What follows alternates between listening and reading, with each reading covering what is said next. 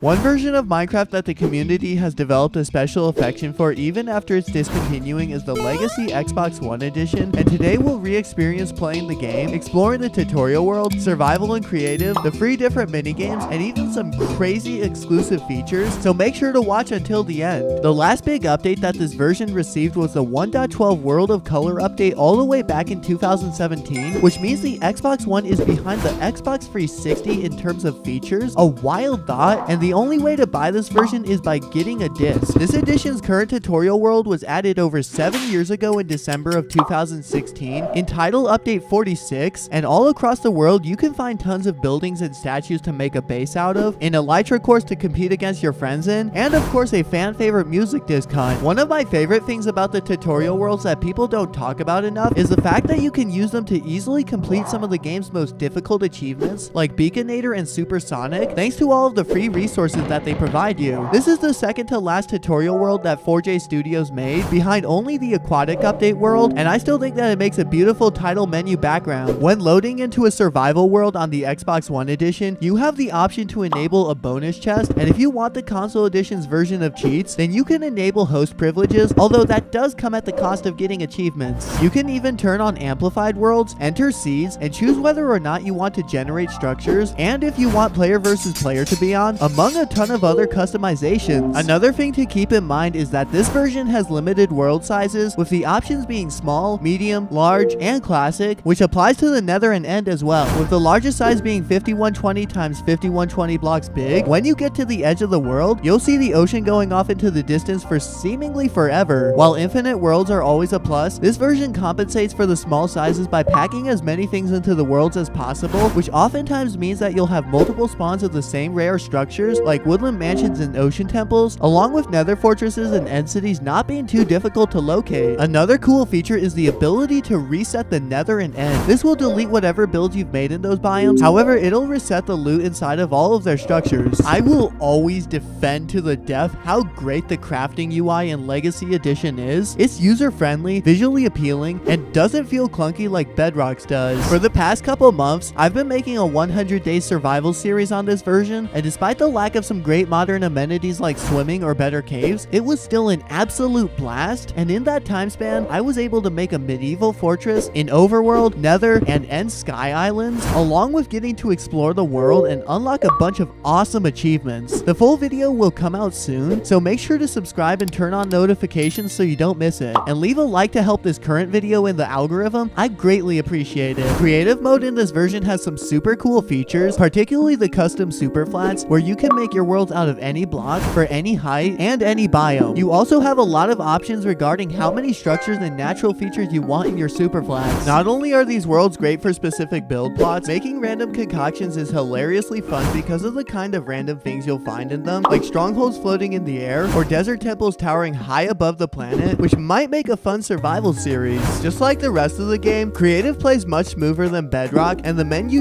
UI is significantly easier to navigate. To this day, some people still host minigames that they've created for others to play, which is a must since this version doesn't have servers. Probably one of my favorite features about Legacy Edition are the free built-in minigames that it has, with those being Battle, Tumble, and Glide, with Battle being the most popular out of the free, and sometimes the lobbies can still get pretty big, even in 2023. This minigame is basically survival games, and while playing online is fun, sitting on a couch raging at your TV with your friends on the minigame is even better. With the default maps being Cove, Cavern, and Crucible, you can also buy multiple other map packs, some of which are themed after the different mythology packs in the game. This might be controversial, but I've always loved the Tumble Minigame, which has two modes, snowballs and shovels, with snowballs being my personal favorite and the most customizable. In shovel duels, you have just a single layer, while snowballs has free, and it can be more depending on what customizations you set. Some of the customizations you can set include fireworks and multiple lives, although I personally never really like playing on these settings. Another cool thing is that every Halloween and Christmas, the arena gets changed to a holiday specific one, and these arenas have had a ton of work put into them, with a lot to explore as a bat. To this day, my friends still come over to my house to play the Glide minigame with me, which I actually own all the maps for on my PS4, all of which are super well made, and I've spent hours learning as many shortcuts as possible and speedrunning them, which is made possible because of the fact that this is the only one of the minigames in which you can play by yourself. In the timed attack option, you simply try to win by getting the shortest time time out of your competitors. While in score attack, your time doesn't really matter because your goal is to get the highest emerald score possible by flying through the various rings, with green being the lowest scoring, gold in the middle, and diamonds the highest. Another feature from this version that Bedrock desperately lacks is the ability to play mashup packs as a trial. You can load up the mashups and play them without paying a dime, although you will need to buy them in order to save the world. However, this allows you to have some temporary fun with friends, and some of the purchasable skins like Yoda can make it harder to find or hit you in the battle minigame, although you can't use him in Tumble. Also, side note, I think we can all be grateful that there's no such things as mine coins in this version. And that will be all for this video, but before you go, please make sure to subscribe and turn on notifications so you don't miss my 100 Days Survival series on the Legacy Xbox One Edition, which I promise will be my best video ever. My name is Zane, and thank you so very much for watching my channel's second ever video. Many more Legacy Edition videos and streams will be coming in the future, and I can't wait to see you then.